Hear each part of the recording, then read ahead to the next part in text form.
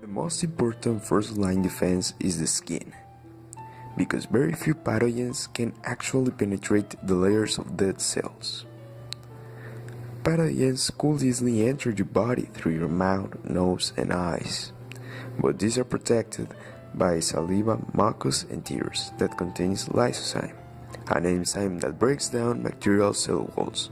Oh, and also the stomach secretions destroy many pathogens that are swallowed. The second line of defense happens when pathogens makes it into your body through a cut in the skin. This is divided in three. The inflammatory response is the one that causes infected areas to become red and painful. The second one is interference, because it happens when viruses infect body cells, and these body cells produce proteins that inhibit synthesis. And the third one is the fever, that is caused by the immune system and also releases chemicals that increase body temperature, and this slows down the growth of some pathogens.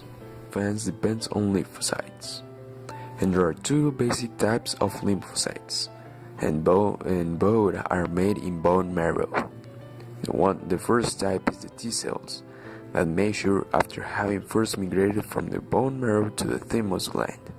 The other type is the B cells that migrate too, and then mature in either the bone marrow or in the fetal liver. Once measured, they patrol around the blood and body, hunting for foreign antigens. Humoral and cell-mediated immunity are two ways in which your body protects itself from pathogens.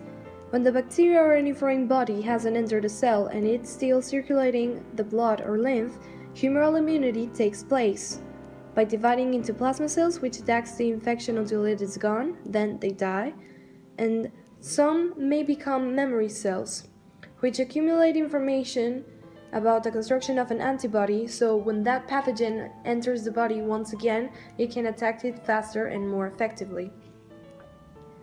But once a bacteria has entered a cell, then the cell-mediated immunity takes place, with the help of helper T cells, which alert other cells to come and attack the foreign body, and the cytotoxic, which attacks the foreign cells that have entered a body cell.